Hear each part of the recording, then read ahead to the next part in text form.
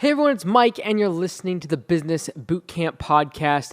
Today, we're going to be talking about the ways you can cut expenses, cut the fat, save money, and make sure you get through and survive in an economic recession like we're in right now. Before we get into today's show, a big thank you to today's sponsor, which is Gusto. Gusto wrote me, and they wanted me to let you all know that while COVID-19 is having unprecedented impact on the economy, companies like Gusto are still building tools to support your business and your people through the ups and the downs. And I can say this unequivocally because right now you should have already applied for the PPP program as well as the EIDL program. These are government assistance for small businesses. And if you haven't, make sure you do that. But in that, you need to submit payroll reports. And if you've been doing it in an inefficient manner, this is the time to try out Gusto. You got 3 months completely free as part of their offer to us as listeners. And so check it out today. Go to gusto.com/bootcamp. Make sure that you can easily download things like your quarterly reports and your payroll summaries. Check it out today, gusto.com/bootcamp. All right, so I know the majority of my outlook on this whole downturn, recession, coronavirus thing that's happening is, from an economic standpoint, that's really in this Business Bootcamp podcast. This is not a health podcast where we would be talking a lot more gravely. But in terms of overall, my impressions of what this economic contraction is going to be and the impact it's going to have us on small business owners, I generally look at it as a very positive long-term thing. I know there's a lot of pain in the short term. I'm feeling the pain. I'm sure you're feeling the pain. But I feel like the people who have built their businesses correctly are going to come out massive winners on the other side of this. And if you look at the great wealth generating years of individuals that have really expanded, it's usually the years right after a contraction, right after a recession. The people who have built their business to survive through a recession, they're the ones that on the upswing just absolutely scale their business and really take it to the next level. And so I'm looking forward to it. I think it's a positive thing. I think it takes away a lot of the people that have been faking, or the people that have been building their business incorrectly or building it as a facade instead of an actual structurally sound company and financially stable. So that's kind of, I see it from a very positive perspective. However, that being said, it does not take away from the fact that you need to survive this time and go on all out survival mode in your business to make sure that you are able to get through this time of economic contraction, get through this time when money is not walking in the door and customers are not always calling you and you don't have a massive waiting list. And no longer is it a problem of trying to find good people. There's a ton of unemployed people ready to work, but you don't have the work to give them. And so literally in a matter of a few weeks, everything changed. So I am not a pessimistic or a fatalist in any way, shape, or form. However, during this time, you got to make sure you survive financially. And whether this is 3 months, 4 months, 5 months, a year, 2 years, whatever this is, we have to make sure that we get through and survive this time. So I'm going to go over 5 different ways that I have thought of that you can cut the expenses that you do not need, cut the waste in your business to make sure you become more profitable and to make sure that you get through this time and you survive. All right, number 1 is inspect what you expect. I know we've all heard this, it's very cliche, but you must inspect what you expect and micromanage your finances.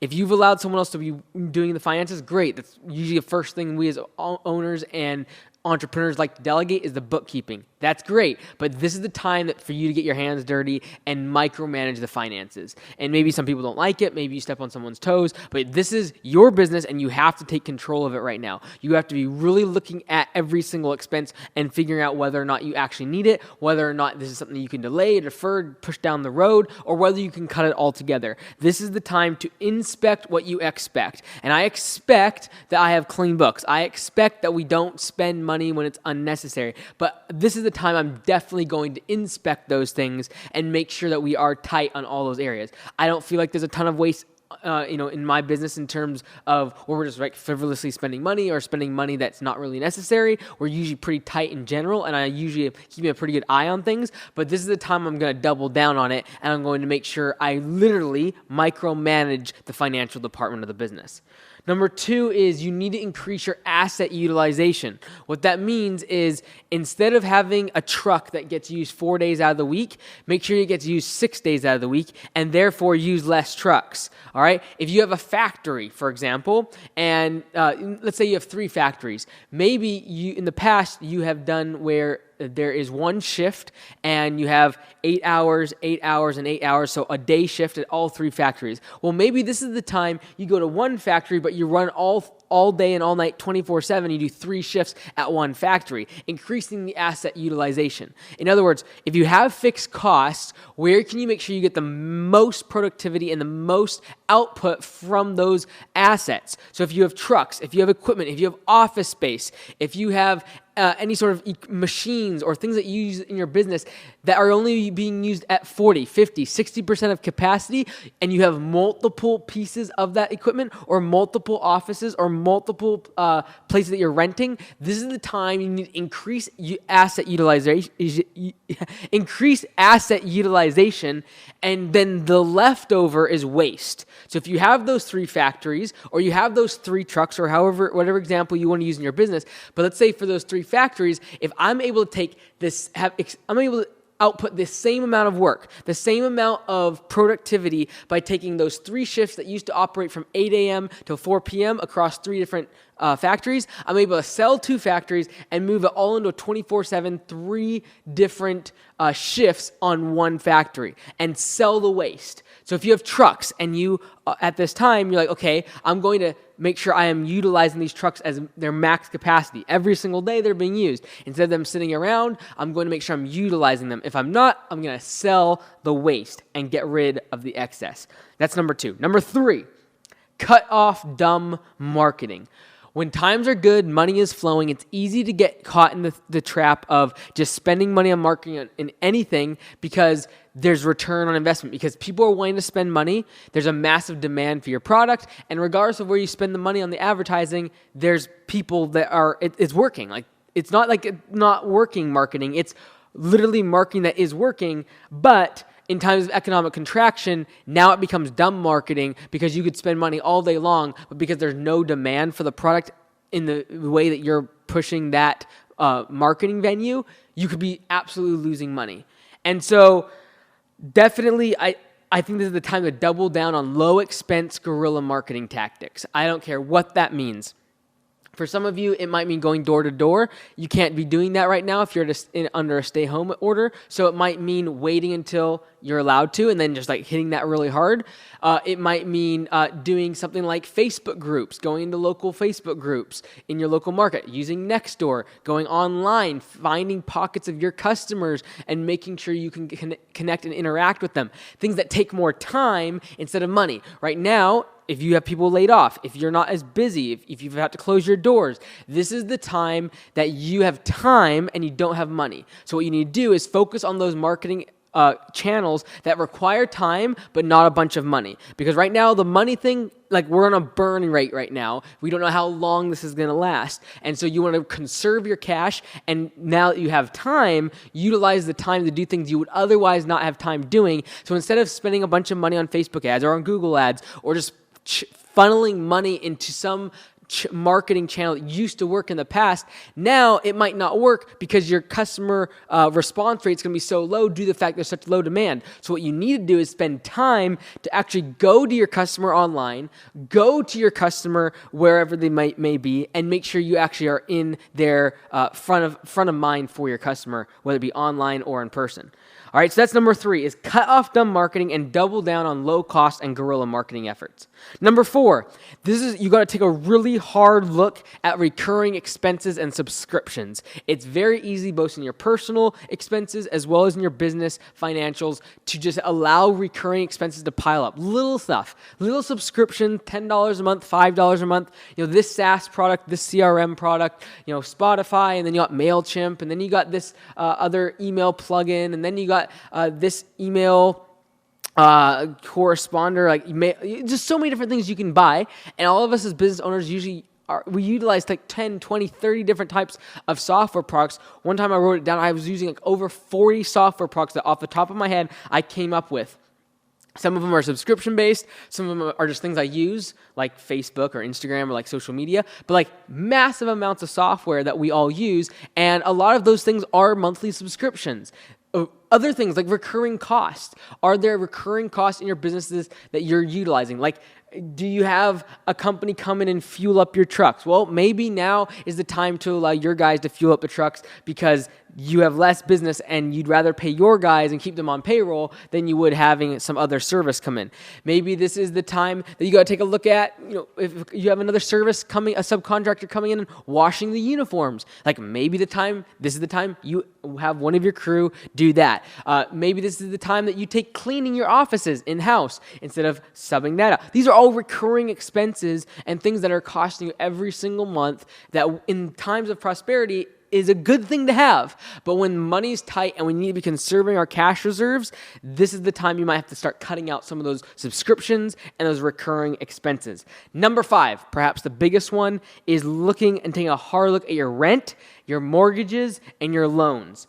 Any sort of equipment loans, rent on your property, your offices, if you have a mortgage, if you've bought a building, or you've bought real estate, or you've bought a business with an SBA loan, whether it be 7A or 540, whatever it is, regardless of what loan, mortgage, rent, whatever, this is the time to be asking yourself, like, should I go get forbearance? Should I get it deferred? These are questions you got to ask yourself, and know that down the road, this is something that's a gray area right now, is asking for forbearance on like your mortgage, your home mortgage, for example, whether or not it's going to be held against you down the road. And so this is not something you want to ask first, but I would definitely take a look at things like equipment loans. For these companies, they'd much rather you just get a couple payments deferred than they would you go under on a $40,000, $50,000 piece of equipment. This is the time to get humble. Ask those lenders, ask them for payment terms, ask them for deferral, ask for those 3 months of payments to be put at the end of the term. So if you have a 3-year piece of equipment you're paying off over the course of 3 years, ask them, hey, can I get the next 3 months just put on the end of this 3-year term and just get it deferred? These are things like you can do, and you'd be amazed at how flexible some of these lenders are going to be, because they'd much rather have you, a customer that's been very consistent paying, they'd rather keep you than say no and potentially have to go into coming after that piece of equipment, or foreclosure, or a loan being terminated and being redone and going back to the bank. So these are things that they do not want to get involved with. And if you get to the point where you need loan forbearance or you need deferral of your payments, this is something you're going to have to be humble about. You're going to ask people for, and trust me, they're going to be more flexible than you could ever imagine, because they'd much rather get the money from you. Even if it's 50% for the next 3 months. Like, these are things you can ask. Your landlord, you can definitely ask equipment providers and your vendors. These are times to make sure that if you've had good relationships with your vendors, if you've had good relationships with your banker, this is the time that you can cash in on those things and ask for favors. All right? Now, I want to go over a couple things real quickly that you should not be trying to cut on when it comes to cutting expenses, all right? And these are just my personal opinion. All of these are my personal opinion, but in my opinion, the last thing you should cut, the very last thing in terms of expenses that you should cut, is employee wages. In my mind, that's the last thing you should cut. Like, don't go under without doing it, but that should be the very last thing you cut, is employee wages. The reason for that is because you should have exhausted every other avenue of reducing expenses before you start cutting cutting your employees' wages, in my opinion. You should have cut your wages. You should have asked for loan forbearance. You should have tried to sell off equipment. You should have cut off your marketing stuff that's not working. You should have taken a look at your subscriptions and like all the things we mentioned before, like way before you resort to cutting your hourly wage of your employees. You should be doing all those things. That should be last resort. I wouldn't touch that first. If you do that before cutting these other things, your employees will never look at you the same. And when economic prosperity comes back and there's plenty of, everything's kind of gone back to normal and there's a massive shortage again of labor, they're going to have options. They're going to leave you if at this time, when they need you most, you cut their wages first before doing a lot of other things that they, by the way, see as waste. The employees are some of the best detectors the best sniffing out of waste in a business. And if they don't see you attack those areas first, and they see you go after their wages before you go after waste in the business, I promise you there's going to be a level of distrust created, and they're going to leave when the opportunity comes down the road. All right. Another thing I would not reduce is your marketing spend. If you have the money, and like I talked about cutting out dumb marketing, but you need to double down on the things that are working, the channels that are working, and really be able to exploit the fact that none of your other competitors are spending money either. Like, marketing is the first thing to get whacked when it comes to a budget during economic contraction. The first thing big businesses do is just like wipe marketing off the table because they're trying to do a whole bunch of other stuff because revenue just got plummeted. And so when they pull out of the market, when they pull off of Facebook, when they pull off of Google, when they pull out the local newspaper, by the way, you might have a massive opportunity to get great, either a PR story here or you might be able to get a great ad product that usually might cost $1,000. You might get it for $200 because there's literally no one advertising in the newspaper, and they need marketing dollars like never before. And so this might be an opportunity to go after those places and get marketing for pennies on the dollar and double down on the things that are working. Okay, so yes, cut out the dumb marketing, but when there's areas channels that that's working, I'm going to double down on it. I'm not going to necessarily reduce my spend on marketing if I can afford it. I'm going to put that money towards the avenue that's going to give me the best returns and are going to give me higher returns than I ever would have seen when times were good. And I was competing against every other one of my competitors in that channeling market. All right. So these are the things I'd be thinking about. This is the time to survive, get through this time, and I promise you we'll come through it stronger. And if you can survive, you will thrive in the next upswing. You've been listening to Mike Andes on the Business Bootcamp podcast. Until next time, be great, because nothing else pays.